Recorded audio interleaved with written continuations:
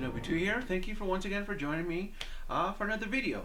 This time it's a little bit different. I just got out of the theaters and just finished watching Age of Ultron, and I have a lot of things going through my head. And before I go any further, this is a spoilers video review slash rant.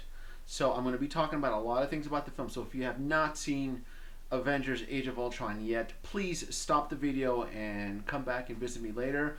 I'm pretty much going to bitch about a couple of the things, and well, not a couple, a few of the things that kind of bug me.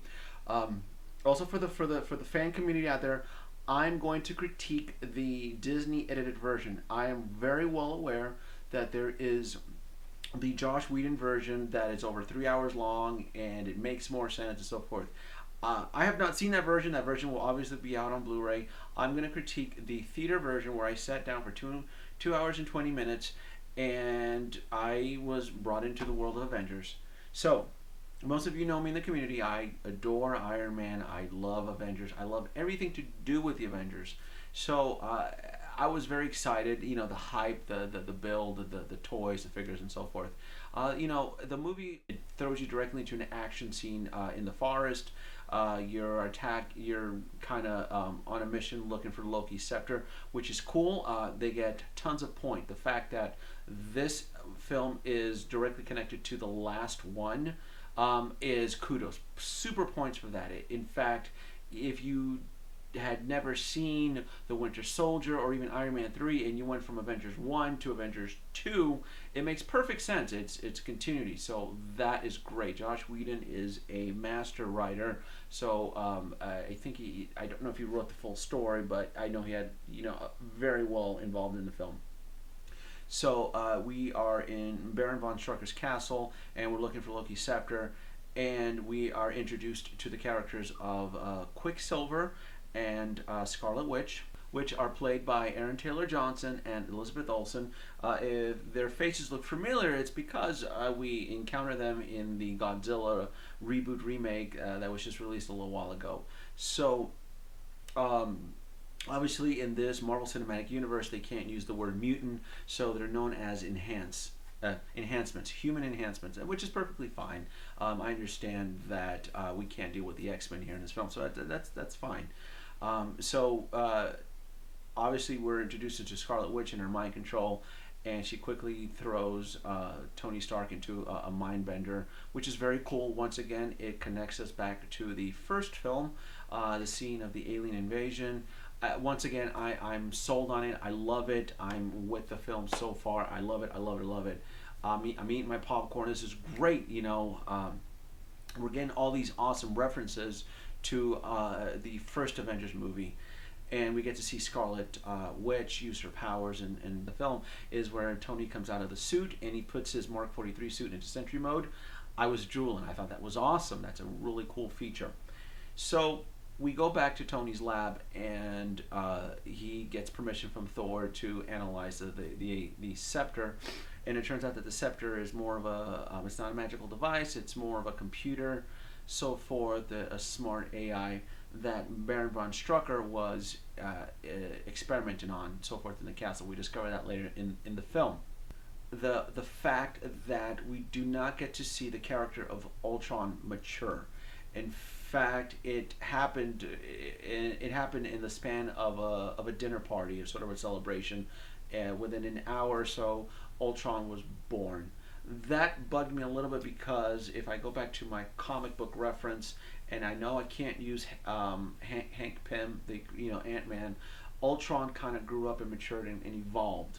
In fact, the whole character of Ultron in the movie was about evolving, and the fact that he was quickly brought into this world extremely fast, that bugged me a little bit. In fact, at one point during the film, when Ultron is born and he inhabits the suit, I had trouble understanding why he had all this anger built up towards Avengers, and his only reason was, well, humanity is in the way of progress and towards peace, and I must destroy the Avengers. I never understood that part. I never understood this hatred towards the Avengers. And I guess it's discovered later on in the film that Avengers is the only thing that can stop him, so maybe that's why they hatred. It was just never clarified. Once again, I'm going off of the cinematic theater version. I'm sure maybe in the deleted scene it explains a little bit more why Ultron has this anger towards the Avengers. So a little quick battle ensues, and we discover that Ultron is growing, he's evolving, and the first casualty of war is Baron von Strucker. I actually thought the character of Baron von Strucker was a character that I would have loved to have grown. I thought he was our only waypoint into Hydra. And I know there's a lot of Hydra agents, but I love the enemy world of Hydra, and it was cool to see Hydra still exist. And Hydra could have been the character of Baron von Strucker could have been the voice for Hydra. That could have led us off into another film, maybe Iron Man 4. Obviously, Captain America, the third Captain America will deal with the Civil War and rights and all that stuff. But I would have loved to see more. So we see an image of Baron von Strucker dead.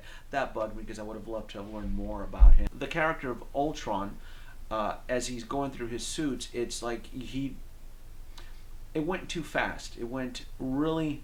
It seemed like he evolved extremely fast. It seemed like as soon as he got into one body, he just couldn't hold his breath and move on to the next body. And I understand that the character of Ultron wanted to evolve. He wanted to keep growing, but it seemed too damn fast. It seemed like as soon as he got into one body, he was ready to jump into the other version, and so forth. So that bugged me. The character of Ultron, voiced by James Spader, is brilliant. I liked his performance. I loved everything about Ultron. What I did not like about Ultron is that we did not get enough of Ultron. Every time he was on the screen, it was just I was glued to the screen, to the theater. It's like, oh my God, it's Ultron. And I loved his performance. I loved his voice. James Spader brought that character to life. I wish we had more of Ultron. What I wish we had less of was Scarlet Witch and Quicksilver.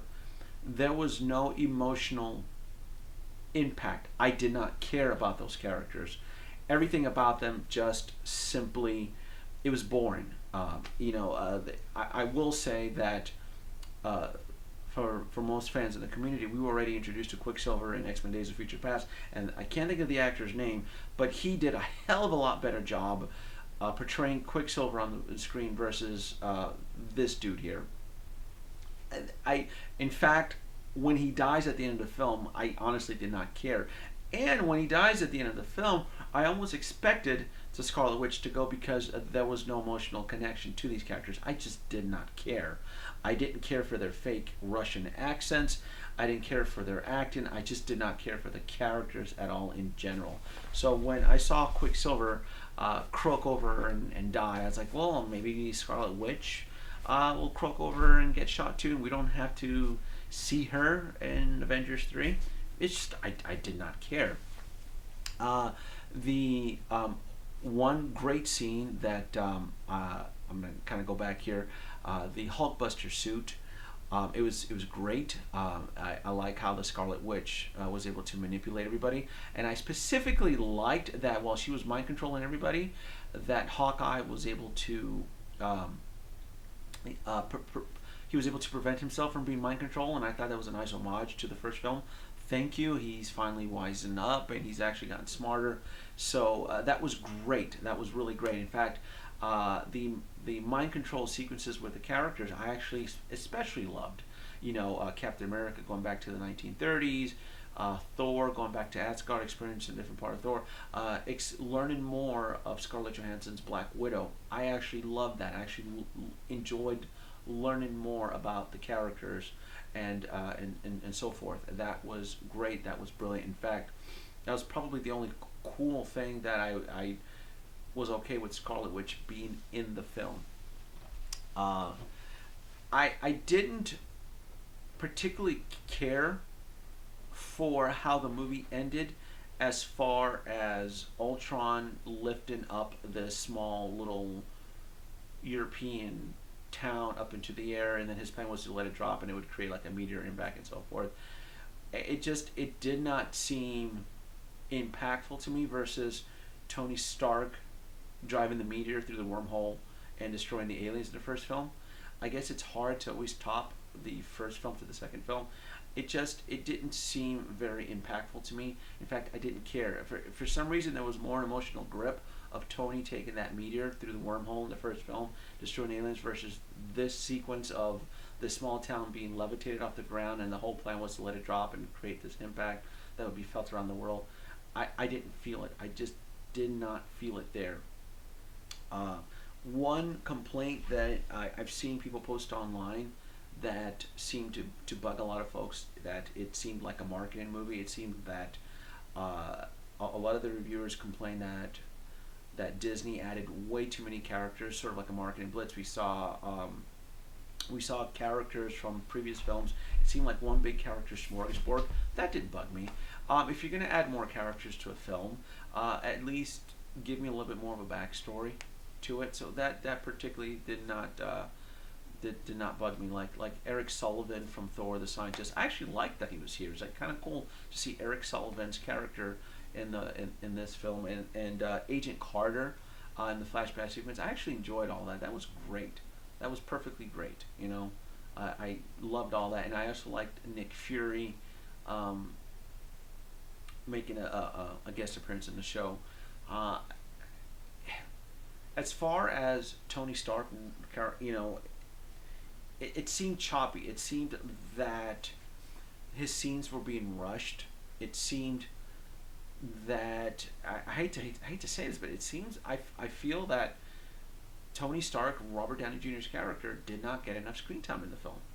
You know, not just because I love Iron Man and I adore Iron Man. I felt he did not get enough screen time. But I guess that could be said about all the characters, you know, who didn't get enough screen time. I will say Hawkeye got a lot more screen time than in the first film, so that was actually pretty cool. That was very, very neat. Overall, the film gets a 7 out of 10. Once again, I'm basing this on the theatrical version. I'm sure the director's version, once we get a little bit more insight and tidbits and so forth, I might raise my score, but as for now, it gets a 7 out of 10. And I particularly did not care for the bonus scene at the end of the film where we get to see Thanos grab his fist, his gauntlet. We've seen him already. We've seen him so many times. There was no bang, wow, pop. I actually am with the community on this. I think we should have seen a reference to Spider-Man or a reference to another Marvel character. The heavily rumored Black Panther. I was under the impression we were going to see the Black Panther or Spider-Man. I thought that would have been the icing on the cake. In fact, if we would have seen Spider-Man at the end of the film, I probably would have given my score from a 7 to an 8, just because of that. But the fact that you recycled an old beat-up character like Thanos just doesn't do it for me yet. You know, he's always in the shadows. He lurks. He talks. He bitches. We haven't seen Thanos. Thanos is right now is doing nothing for me at all, other than make a presence and everybody kind of woos and wows at him. So that's it, guys. I'm going to bed. It's late right now. I had to get this off my chest. And one last little tidbit: my official count for the incarnations of Ultron is 5. I did talk to Anthony, Mr. Budget Stark, tonight, and I think he does agree with me that there's 5 incarnations of Ultron. So thanks for watching. Leave your comments below. Let me know what you guys think about the movie. You know, on a scale from 1 to 10, what do you give it? I give it a 7 out of 10. I typically don't do film reviews, but because this is such a big, monumental event, we only get these Avenger movies every 3 years. I thought it'd be kind of cool to do this, and I had to bitch. I just had to get this off my chest. So anyway, like, subscribe, leave your comments below, and tell me what you liked or did not like about Age of Ultron. Thank you.